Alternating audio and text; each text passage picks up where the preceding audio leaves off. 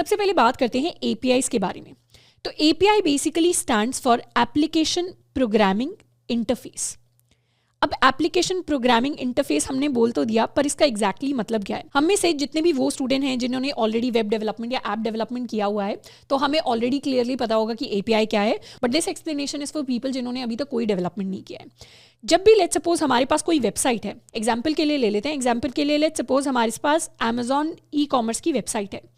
अब e commerce website पर बहुत सारे प्रोडक्ट्स का डेटा है, प्रोडक्ट्स के साथ उनके प्राइस का डेटा है, प्राइस के साथ उनके रिव्यूज़ का डेटा है। तो बहुत सारा डेटा है जो अमेजॉन ई कॉमर्स या फ्लिपकार्ट जैसी वेबसाइट्स के पास हो सकता है। अब ये जो डेटा है, अगर ये वेबसाइट किसी को प्रोवाइड करना चाहती है, मतलब हम जैसे डेवलपर्स को अगर वेबसाइट कोई डेटा प्रोवाइड करना चाहती है, तो वो करेगी in the form of APIs. APIs को हम इस तरीके से समझ सकते हैं कि अमेजॉन के जो सर्वर्स हैं या जो डेटाबेस है जहाँ पर एक्चुअली डेटा स्टोर्ड है, अगर वो किचन है किसी रेस्टोरेंट का, तो वहाँ पर API is going to be our waiter, कि एपीआई बेसिकली हमारे पास रेस्टोरेंट के किचन से हमारे लिए डेटा फेच करके लेके आता है। तो वेटर का जो काम होता है दैट वो हमारे लिए खाना फेच करके लेकर आता है किचन से, वैसे ही एपीआई का काम होता है कि वो बैकएंड से, सर्वर से, डेटाबेस से हमारे लिए डेटा को फेच करके लेके आती हैं एंड यहाँ पर हमें डेटा मिल रहा होता है। तो if we are a developer, तो हम क्या करते हैं, हम एपीआईज को रिक्वेस्ट भेजते हैं कि हमें डेटा में क्या चाहिए, एंड एपीआईज क्या करते हैं, हमें कुछ रिस्पॉन्स भेजते हैं जिसके अंदर बेसिकली हमारा डेटा स्टोर होता है। एंड इन रिक्वेस्ट के भी बहुत सारे डिफरेंट टाइप्स होते हैं।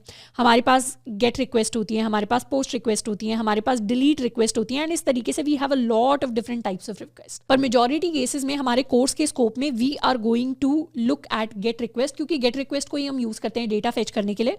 पर लेट्स सपोज हम डेटाबेस के अंदर कुछ राइट करना चाहते हैं, तो उस केस में हम पोस्ट रिक्वेस्ट को यूज़ करेंगे।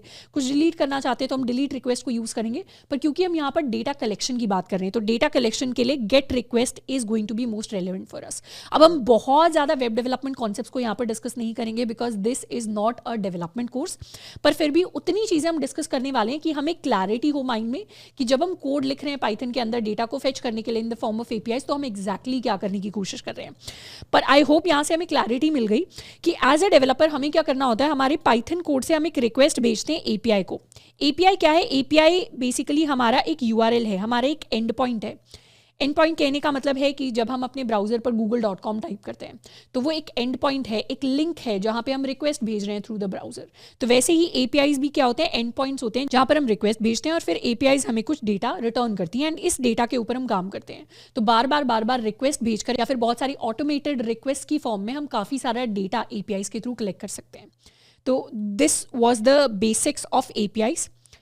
अब एपीआईज के साथ हम काम करने के लिए यूज़ करते हैं एक स्पेशल पाइथन लाइब्रेरी का which is called request. If we want to go to the official link, so this is the official link for request. हमारे पास रिक्वेस्ट की ये प्रॉपर डॉक्यूमेंटेशन है अवेलेबल ऑन दिस लिंक। हम request को इस तरीके से इंस्टॉल कर सकते हैं।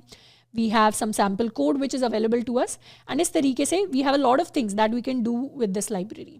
हमारा जो फोकस है वो अभी एपीआई कॉल्स के ऊपर होने वाला है। अब ये एपीआईज दिखती कैसी हैं? वैसे तो हर वेबसाइट की अपनी अलग एपीआईज हो सकती हैं, पर हम अभी के लिए अपनी फ्री एपीआईज पर फोकस करने वाले हैं। एपीआईज हमारे पास दो टाइप्स की हो सकती हैं। एक होती है फ्री एपीआईज, जहाँ पर हमें किसी भी प्लेटफॉर्म को कुछ पे करने की ज़रूरत नहीं है डेटा कलेक्ट करने के लिए, पर मेजॉरिटी जो बड़ी कंपनीज होती है उनकी एपीआईज हमें पेड दिखेंगी। जैसे for example if we want to collect some Twitter data, तो उस केस में we'll have to pay Twitter to be able to make API calls. अब वैसे बहुत ज़्यादा बड़ी अमाउंट नहीं होती एपीआई कॉल्स की, पर फिर भी क्योंकि अभी हम डेमो कर रहे हैं, अभी हम चीज़ों को सीख रहे हैं, लर्निंग फेज के अंदर है, तो अभी के लिए हम अपनी फ्री एपीआईज को देखेंगे अपने लर्निंग पर्पज़ के लिए। बाकी दोनों के अंदर कॉलिंग का जो मेथड है वो उतना ज़्यादा कोई डिफरेंट नहीं होता। तो there are lot of free APIs available on the internet जिनसे हम फ्रीली अपने डेटा को डाउनलोड कर सकते हैं, एक्सेस कर सकते हैं। तो this is the link that we can use, जिसके ऊपर काफ़ी सारी फ्री एपीआईज अवेलेबल हैं। We are going to browse all the APIs and इस तरीके से we'll find a lot of APIs. तो ये ऐसी एपीआई है जिसके ऊपर कैट से रिलेटेड फैक्ट हैं, ये ऐसी एपीआई है जिसके पास डॉग से रिलेटेड फैक्ट्स हैं। तो रैंडम डेटा से रिलेटेड हमारे पास रैंडम एपीआईज हैं। जैसे if I explore by categories and books के अंदर हम जाएँ, तो बुक्स के अंदर ये स्टीफन किंग वाली जो कैटेगरी है इसको एक बार एक्सेस करते हैं। Basically Stephen King is a horror book writer जो हॉरर बुक्स लिखते हैं, तो इनकी सारी बुक्स से रिलेटेड हमारे पास क्या है, हमारे पास APIs हैं। तो ये APIs क्या है, APIs बेसिकली हमारे पास एंड पॉइंट्स हैं। अब यहाँ पर हम REST APIs को यूज़ कर रहे हैं। REST APIs एग्जैक्टली क्या होती हैं उसके हम बहुत ज़्यादा डिटेल में नहीं जाएंगे। Once again this is a data science batch. हमें अभी के लिए बस ये ध्यान देना है कि API एक तरीके से हमारा एंड पॉइंट होता है जिस पर हमें रिक्वेस्ट भेजनी है। अब ये रिक्वेस्ट हम इस लिंक पर भेज सकते हैं। जैसे I am going to click on this link, I will be able to see some data. अब ये डेटा क्या है, बेसिकली जब हमने इस लिंक के ऊपर क्लिक किया तो ये जो एंड पॉइंट है https://stephenking.onrender.com/api/books, हमारे ब्राउजर ने इसके ऊपर एक रिक्वेस्ट भेजी और इस API ने हमें ये सारा का सारा डेटा रिटर्न किया। कब रिटर्न किया, जब हमने लिंक के ऊपर क्लिक किया। We can also print the data. तो ये डेटा बेसिकली हमें दिख रहा होगा जेसन फॉर्मेट के अंदर डेटा है। This is classical JSON format. हमारे पास बहुत सारा डेटा जो है वो यहाँ पर अवेलेबल है। दिस इज सैम्पल डेटा, इसको हम फ्रीली यूज़ कर सकते हैं। अच्छा, कई बार ऐसा होता है जब हम फ्री APIs को यूज़ करते हैं तो उनकी लिमिट एग्जॉस्ट हो जाती है। मतलब किसी ने अगर रेंडर के ऊपर इसे डिप्लॉय किया है तो मोस्ट प्रॉबेबली उन्होंने फ्री डिप्लॉयमेंट यूज़ किया है जहाँ पर they are not paying anything. तो अगर हम एज स्टूडेंट्स बहुत सारी रिक्वेस्ट इनकी APIs पर भेजेंगे तो हो सकता है they take down their service. तो ऐसा अगर कभी भी होता है कि अगर हम किसी API के ऊपर रिक्वेस्ट भेज रहे हैं एंड इट्स नॉट वर्किंग, कोई ना कोई एरर हमें दिखाई दे रहा है, तो उस केस में हम चाहें तो कोई और फ्री API भी यूज़ कर सकते हैं। We have a lot of different free APIs। हमारे पास बुक्स की API हैं, मूवीज़ की APIs हैं, तो बहुत सारी डिफरेंट APIs हमें मिल जाएंगी। हम किसी के ऊपर भी अपना जो डेमो है उसको प्रैक्टिस कर सकते हैं। तो अभी के लिए इसका एग्जाम्पल लेते हैं, इस पर्टिकुलर API एंड पॉइंट का, जिसके अंदर हम रिक्वेस्ट भेजना चाहते हैं इस पर्टिकुलर एंड पॉइंट पर। तो उसे कैसे भेजेंगे? अभी तो हमने क्या किया, लिंक पर क्लिक किया और ब्राउज़र ने रिक्वेस्ट भेज दी और काम हो गया। बट यही काम हम ऑटोमेटेड फैशन में अपनी पाइथन स्क्रिप्ट के थ्रू करना चाहते हैं। तो उसको करने के लिए हम यूज़ करने वाले हैं रिक्वेस्ट का। सबसे पहले तो हमें रिक्वेस्ट को इंस्टॉल करना पड़ेगा। इंस्टॉल करने के लिए we can do pip install requests, but request is already installed in my system, so I'm going to directly import requests। तो रिक्वेस्ट को इंपोर्ट कर लेते हैं एंड उसके बाद सबसे पहले तो एक URL वेरिएबल बनाते हैं जिसके अंदर हम अपना ये जो लिंक है इसे स्टोर कराएंगे। This is our URL, this is our endpoint, this is the link जिसके ऊपर हम अपना रिक्वेस्ट भेजने वाले हैं। अब रिक्वेस्ट को सेंड कैसे करेंगे? रिक्वेस्ट को भेजने के लिए वी डू request.get। हम गेट मेथड को यूज़ करते हैं गेट रिक्वेस्ट को भेजने के लिए। अब जब भी हम रिक्वेस्ट की बात करते हैं, इसको खैर हम आगे भी देखेंगे, तो हमारे पास डिफरेंट टाइप्स ऑफ रिक्वेस्ट होती हैं। हम मल्टीपल टाइप्स ऑफ रिक्वेस्ट हैं जिनको भेज सकते हैं।